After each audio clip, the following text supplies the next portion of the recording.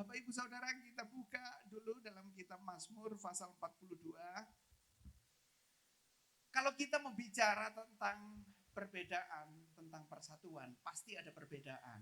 Karena itu selalu saya sampaikan, kita ini semua berbeda, Bapak Ibu Saudara. Ya, ada orang, apalagi Indonesia, ya, suku, ras, agama, bahasa, budaya, itu cukup banyak. Ya. Tetapi kalau kita punya satu visi dari Tuhan, seharusnya kita bisa menyatu.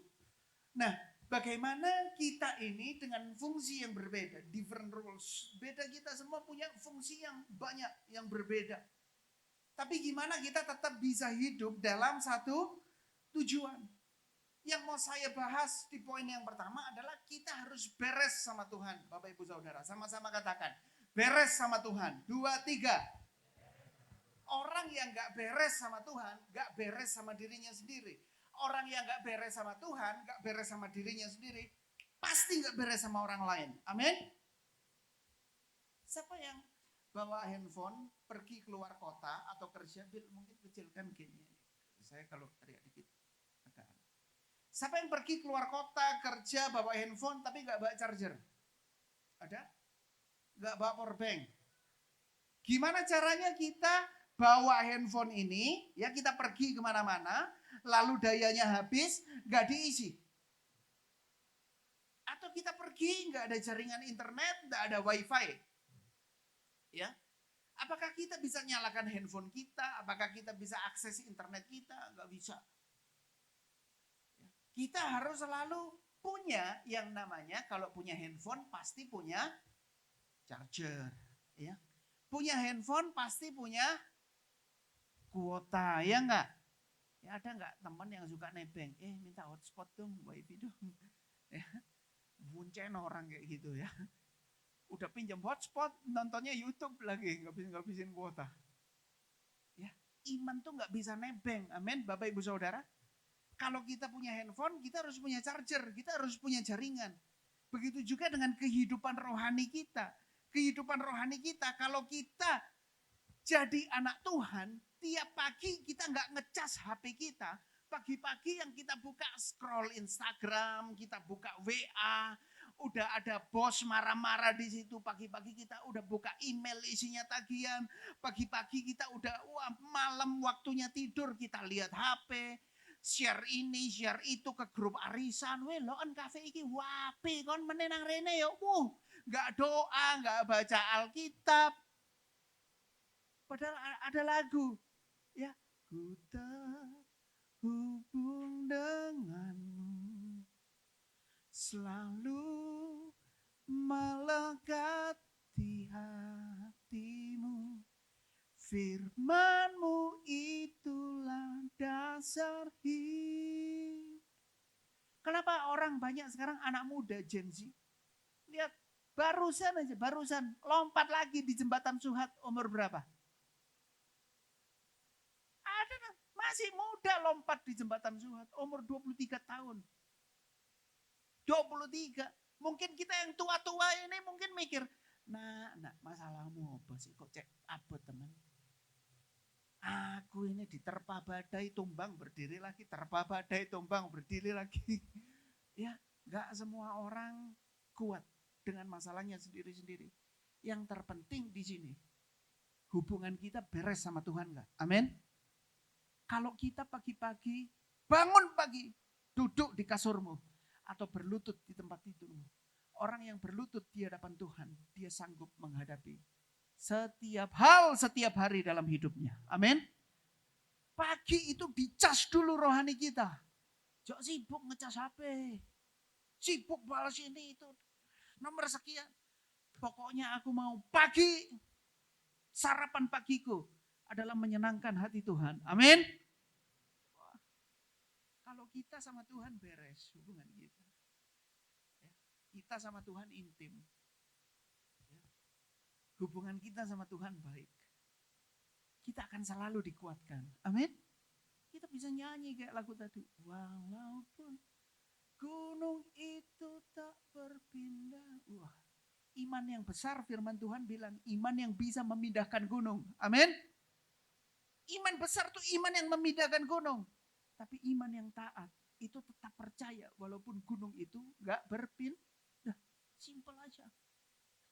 Kalau kita punya iman memindahkan gunung, oke. Tapi kalau Tuhan bilang, kamu kayaknya harus naikin gunung ini. Ya udah kita naik aja.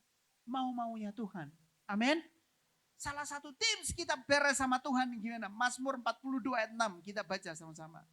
Mazmur 42 ayat yang ke-6. Kalau di Android di mundur ya. Kita baca 2, 3. Mengapa engkau tertekan hai jiwaku dan gelisah dalam diriku? Berharaplah kepada Allah sebab aku akan bersyukur lagi kepadanya penolongku dan kita harus aktivasi iman. Amin. Sama-sama bilang aktivasi iman. Iman itu udah ada dalam hidup kita. Tapi banyak orang percaya ketika ngadepin masalah, dia nggak bisa aktifkan imannya. Kenapa? Orang Kristen kalau kena masalah medeni. Suka salahkan sana sini dan lain sebagainya. Aktivasi iman. Kita belajar dari Daud. Ketika dia kena masalah, kena pressure, kena beban berat. Dia ngomong sama dirinya sendiri. Mengapa engkau tertekan? Mengapa engkau gelisah dalam diriku? Ayo, kalau Bapak Gembala biasanya larang buka HP, sekarang semua buka HP-nya. Wah, saya praktekkan kemarin di Pemuda ya. Semua buka HP-nya. Ada yang enggak bawa HP sini? Semua bawa ya. Buka HP-nya. Buka kamera kita. Wah. Buka HP kita ya. Yang suka selfie-selfie ya. Kamera ori aja. Enggak usah kamera-kamera filter. Semua udah cantik bagi ini. Buka HP kita, sudah? Buka kamera. Udah buka kamera belum? Buka kamera selfie-nya. Sampai kita ngelihat diri kita sendiri. Sudah? Tekan video. Sudah belum? Jangan di-record dulu. Nanti sama-sama kita bilang gini ya. Mengapa engkau tertekan, hai Resa? Sebut namamu masing-masing. Ya. Supaya nanti kalau kita stres di rumah, bahasa Yunaninya, tonton dewe videomu di gereja ini ya. Nanti lah Bapak Ibu Saudara ketawa-ketawa sendiri. Ya, 2, baca ayat ini, jiwaku kita ganti nama kita. Oke? Sudah semua kameranya dibuka? Ya. Record 1, 2, 3. Mengapa engkau tertekan, hai Resa? Loh, nama. Ulang ya. Pause. Delete. Ya, delete. Kalau mau rekam suami istrinya gak apa-apa. Ya. Jadi kalau blodrek di rumah, stres suami atau pasangannya ya, tunjukkan langsung videonya. Deloken iki. Oke, siap semua. 2, 3. Mengapa engkau tertekan, hai? Dan gelisah dalam diriku. Berharaplah kepada Allah. Sebab aku akan bersyukur lagi kepadanya. Penolongku dan aku. Beri kemuliaan buat Tuhan. Amin. Ya. Jadi kalau udah mulai burn out. Anak muda sekarang Gen Z ya. Gen Z. Di seluruh dunia bukan cuma Indonesia. Resign terbanyak. Pemberhentian kerja terbanyak. Itu usia-usia Gen Z. Ditanya sama orang tuanya. Kamu kok gak kerja mana? Stres aku. Burn out. Wih. Bahasa kerennya. Burn out itu otaknya penuh. Loh apa? Waduh bosku itu. Waduh. Gak kuat menghadapi pressure, tekanan. Beda dengan orang-orang dulu. Tapi kalau Gen Z yang di Sekina semua imannya kuat. Amin. Ya. Walaupun diberhentikan kerja tetap masuk. Ya. Si Tuhan demo. Antusias. Karena antusias. Mau kasih yang terbaik. Jadi kalau kita stres kita bilang sama kayak Daud. Hei jiwaku. Kita ngajak. Karena kenapa? diri ini terdiri dari tubuh, jiwa, dan roh. Tubuh, jiwa, roh. Tubuh ini kalau olahraga capek, ya enggak? Kalau jalan jauh capek. Tapi kalau dia udah tidur bangun, tubuh jadi seger, sehat. Yang kedua itu jiwa. Kalau jiwa ini udah capek, ya sebelum tidur mikirin masalah, bangun masalah nggak hilang, jiwa ini tetap sehat atau sakit atau capek? Tetap capek. Karena nggak hilang pikirannya. Tubuh boleh sehat, jiwa sakit. Karena itu banyak orang kelihatannya sehat, ditanya, weh. Apa? Dowe bahasa kerennya. Stres, penuh kepalanya. Kenapa jiwa, tubuh, roh? Karena rohnya masih sakit. Kenapa roh sakit? Karena gak terhubung sama Tuhan. Kenapa gak terhubung sama Tuhan? Karena gak mau bangun hubungan sama Tuhan. Simple. Pagi gak mau doa. Siang gak mau doa. Malam mau tidur gak doa. Gak ada saat teduh. Gak ada kualitas. Quality time sama Tuhan gak ada. Giliran kena masalah teriak-teriak nyalakan Tuhan. Coba Bapak Ibu. Kita gak bisa bersatu dengan sesama kita. Ini kita gak usah ngomong jauh. Bersatu sama sesama. Bersatu sama teman gereja. Gak usah jauh-jauh. Kalau kita gak beres sama Tuhan. Hubunganmu di keluarga gak bakal beres. Sama orang yang tinggal satu atap gak akan beres. Karena kitab Amsal berkata, siapa musuh seseorang, yaitu isi rumahnya sendiri. Asli kita itu kelihatan di mana? Di luar apa di rumah? Di luar kita bisa shalom. Di rumah kita. Original kita ini kelihatan. Karena itu firman Tuhan. Daud berkata Tuhan. Kita mengalami tekanan ngaca. Kita mengalami tekanan lihat rekaman kita. Hei, Reza, tenang. Dalam terjemahan lain ya. Kalau saya mau terjemahkan bahasa kerennya gini. Kenapa kamu kok hancur-hancuran? Kenapa? Kita ngomong sama diri kita sendiri. Kita aktivasi iman kita. Jadi kalau udah ada masalah kita ngaca. Apa sih kamu kok takut? Kenapa sih kamu kok panik? Tuhan gak pernah panik, kamu kok panik sih? Ya. Kita afirmasi diri kita dengan iman. Kamu kok gampang nyerah sih? Tuhan mati buat kamu, dia gak nyerah sampai titik darah penghabisan.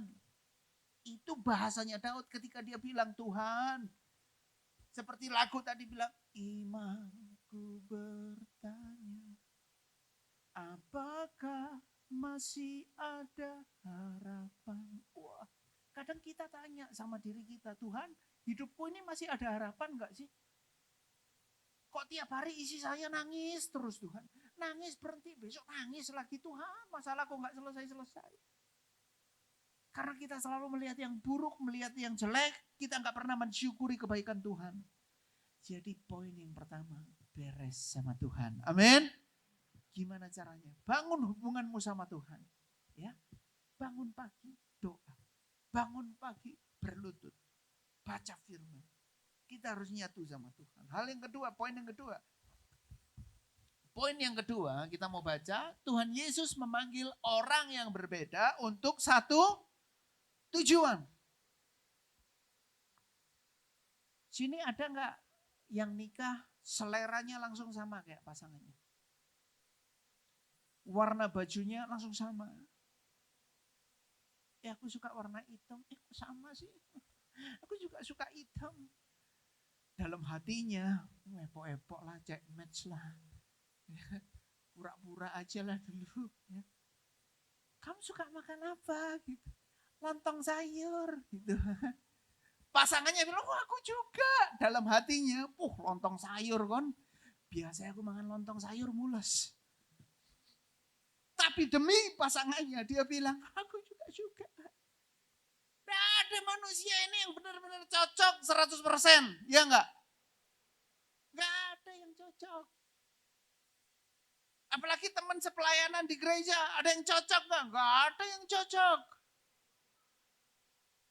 Di pekerjaan ada yang cocok nggak 100%? Wah, aku cocok ambek bosku. Wah, nggak ada. Kita cocok karena kita wis ngaku wae. Kita cocok karena kita digaji. Ya. Coba kita nggak digaji disuruh-suruh, kamu kerjaanmu keliru, kerja dewe. Bisa. Ya, nggak bisa. Nggak ada manusia yang cocok.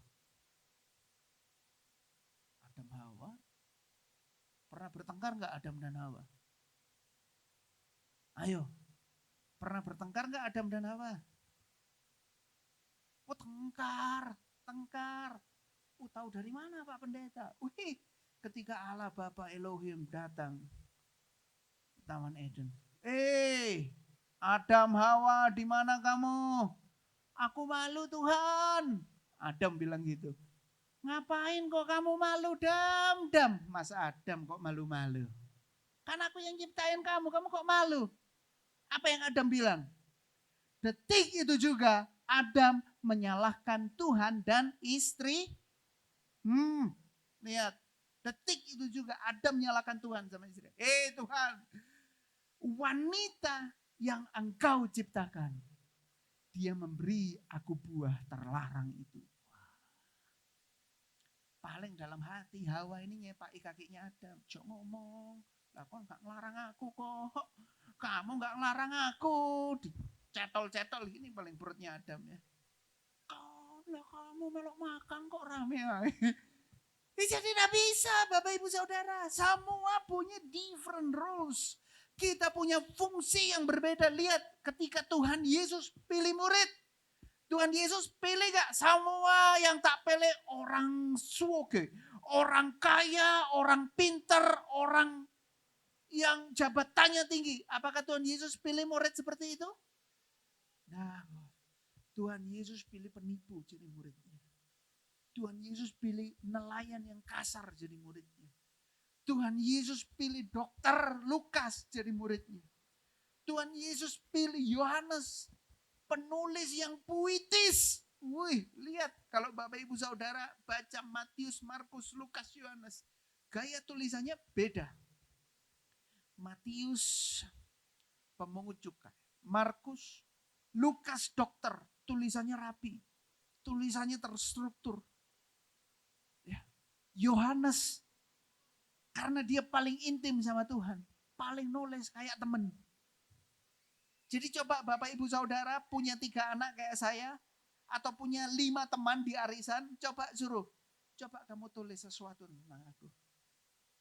Coba kamu berpendapat tentang aku, tentang baik burukku. Dari 5 teman kita, kira-kira tulisannya sama atau beda? Oh, temanku Resa, dulu SMA tidur ngorok ngiler gak karuan. Dulu gawang mau ini, tapi hatinya baik. Satunya lagi nulis beda. Dulu Resa ini temanku gini. Kita punya 5 teman berbeda, kita punya 5 pendapat berbeda. Tuhan Yesus punya 12 ratusan murid, tapi 12 murid yang intim, circle pertamanya. 3 murid yang paling intim sama dia. Semua punya pendapat yang berbeda tentang Tuhan Yesus. Nah, kita baca ayatnya ya. Dalam kitab 1 Korintus pasal 12 ya. 1 Korintus pasal 12 ayat 22 kita bisa baca. 1 Korintus 12 ayat, kita mulai dari ayat 12. 1 Korintus 12 ayat 12 ya. 1 Korintus pasal 12 ayat 12. Oke.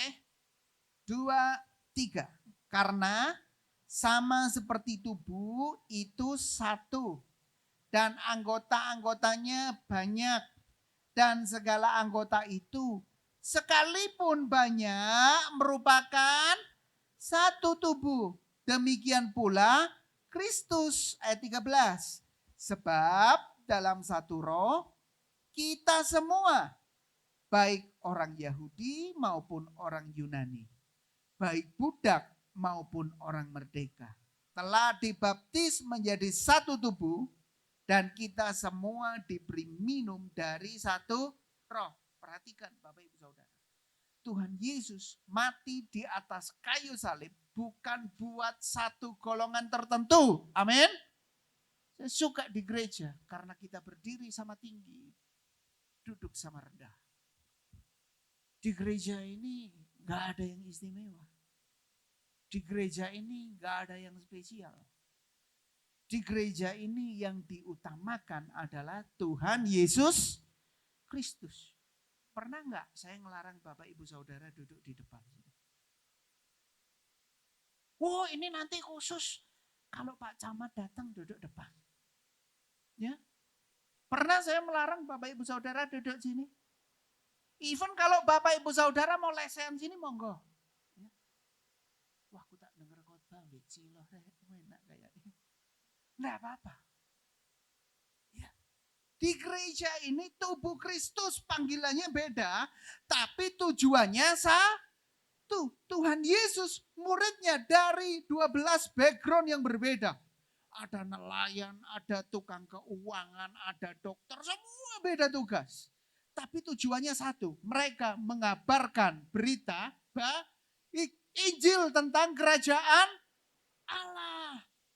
Karena itu kalau kita bersatu, ya, kita bersatu. Ini yang dimau oleh Tuhan Yesus dalam kitab Yohanes. Dalam kitab Yohanes pasal 17 ayat 20. Kenapa gereja kita terus menggaungkan tentang persatuan? Yohanes 17 ayat 20 21. Ya, kita baca 2, 3. Dan bukan untuk mereka ini saja aku berdoa, tetapi juga untuk orang-orang yang percaya kepadaku oleh pemberitaan orang yang percaya kepada Yesus. Tuhan Yesus berdoa. Apa doa Tuhan Yesus? Ayat 21. Doa Tuhan Yesus apa? Supaya mereka semua menjadi satu. Sama seperti engkau ya Bapa di dalam aku dan aku di dalam engkau. Agar apa? Mereka juga di dalam kita. Supaya apa? Supaya dunia percaya bahwa engkaulah yang telah mengutus aku. Amin. Muhammad Gandhi gak percaya sama kekristenan. Dia kagum sama ajaran Yesus. Tapi dia gak suka dengan orang-orang Kristen. Kenapa? Ajaran Yesus mengajarkan persatuan. Tapi yang dilakukan oleh penjajah Inggris saat itu adalah mereka mencerai berai. Sudahlah, kita punya kesalahan di masa lalu. Sudahlah. Panggilan Tuhan Yesus saat kita ikut Yesus, saat kita kenal Yesus. Tuhan tuntut satu hal adalah pertobatan. Bertobat. Udah yang dulu, yang lalu udah selesai. Kita buka lembaran baru, kita mau hidup bersatu dengan Tuhan. Supaya apa? Doa Tuhan Yesus satu. Supaya kita satu. Sama seperti engkau ya Bapa di dalam aku dan aku di dalam engkau. Kalau hidup kita nyatu, dunia percaya. Dunia percaya karena melihat jemaat GPD Isyekina bersatu. Amin. Orang-orang di luar sana jadi percaya Tuhan Yesus karena lihat persatuan dan persekutuan kita kuat. Amin. Jadi jangan pernah meremehkan anggota-anggota tubuh. Poin yang ketiga, yang terakhir. Ya. Poin yang ketiga, poin yang terakhir mau kita baca bersama-sama. Ya. 2, 3. Setiap anggota penting, sekecil apapun kelihatannya. Oh, jangan meremehkan anggota kita. Amin, Bapak Ibu Saudara. Jangan pernah meremehkan orang-orang yang Tuhan taruh di kanan kiri kita. Jangan pernah meremehkan. Di gereja ini ya, pelayan bagus. Tapi kemarin rapat multimedia saya tanya sama mereka ya, kalian ini pelayan tanpa tanda jasa. Ya. Ketika multimedia bagus, baik, jalan lancar, mereka nggak dapat pujian. Ya enggak? Tapi ketika lirik terlambat sedikit, apa yang kita lakukan? Sopo sih multimedia ini? Bajot tapi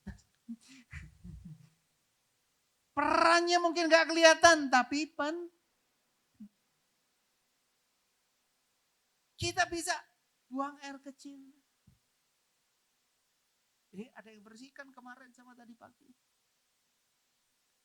Kita bisa ibadah pagi hari ini. Ada yang bersihkan. Kita pipis di toilet, ada nggak yang keluar toilet?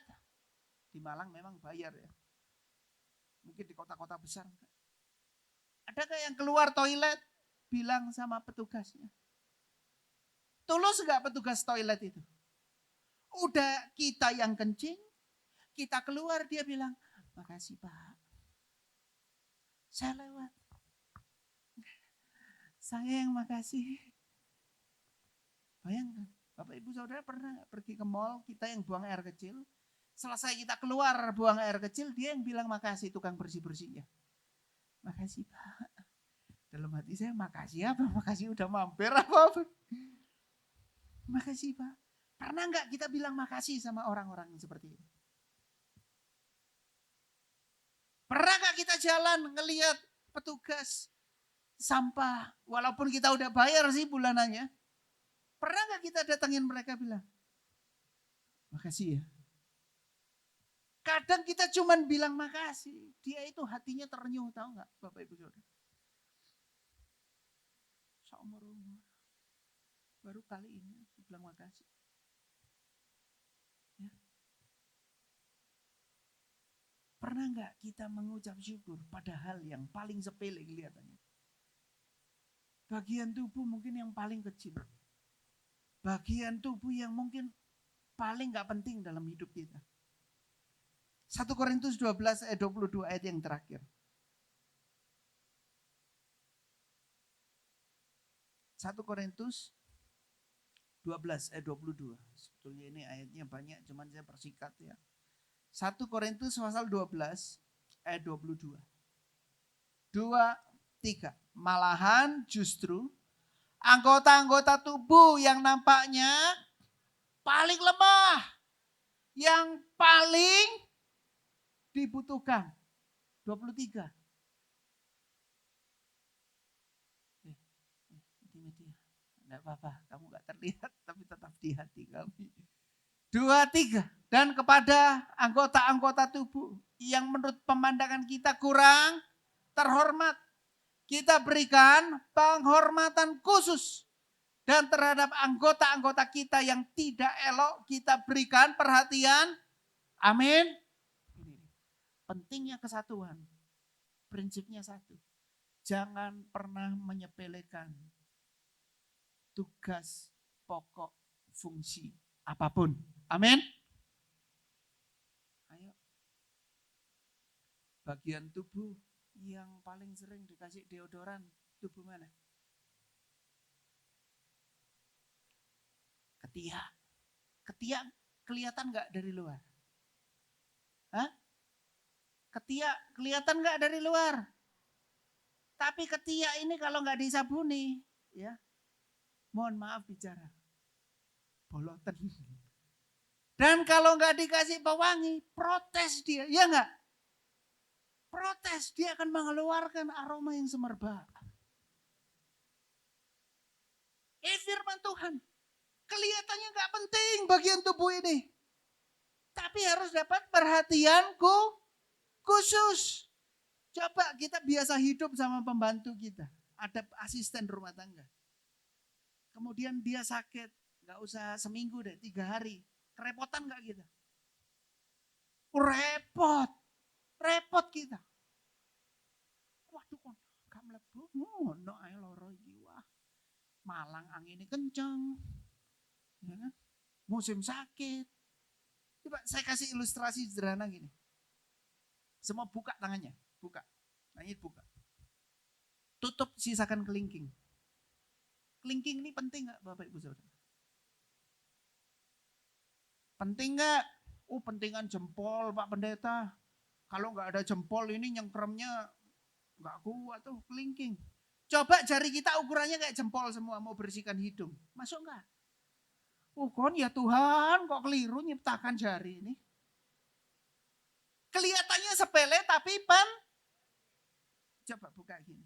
Semua tepuk tangan pakai kelingking. Keluar suara nggak? Oke, kita minta bantuan jari manis. Tepuk tangan. Oke, kita minta bantuan jari tengah. Tepuk tangan. Afdol. Kita minta bantuan telunjuk. 4. Wah, bunyi dikit. Kita minta bala bantuan dari jempol. Semua tepuk tangan. Kenapa bisa kompak? Kenapa bisa meriah? Karena 5 fungsi. Mulai dari yang kita anggap gak penting, lumayan penting. Jari manis kan buat hiasan cincin nikah aja. Jari tengah kan buat pelengkap aja. Jari telunjuk kan buat nunjuk-nunjuk aja. Tapi kalau 5 kelimanya bersatu. Wah, jangan meremehkan bagian kecil dalam hidupmu. Amin. Sama-sama bilang jangan meremehkan bagian kecil dalam hidupmu. Terus Tuhan, hitungannya aku buat anak 1 lah. Loh, hati-hati mulutmu. Ya. Aduh Tuhan, gak ngurus tetangga ini tak anggap mati ya. Hati-hati. Hati-hati, Tuhan panggil kita untuk bersatu, bukan untuk berseteru. Amin. Aduh, seanggap aja gak punya anak. Anakku durhaka katanya. Seanggap aja gak punya orang tua. Jangan, Bapak Ibu Saudara. Jangan. Ngeri. Kalau kita punya pola pikir seperti itu, hidup kita sedang dipermainkan oleh iblis. Habis hidup kita. Habis. Mulai sekarang. Dalam pekerjaanmu ada orang yang gak paling penting. Taruh penghargaan yang paling baik buat dia. Ada tukang-tukang sampah yang kelihatannya sama orang disepelekan. Orang cuma buang-buang. Hargai dia. Amin. Cara kita menghargai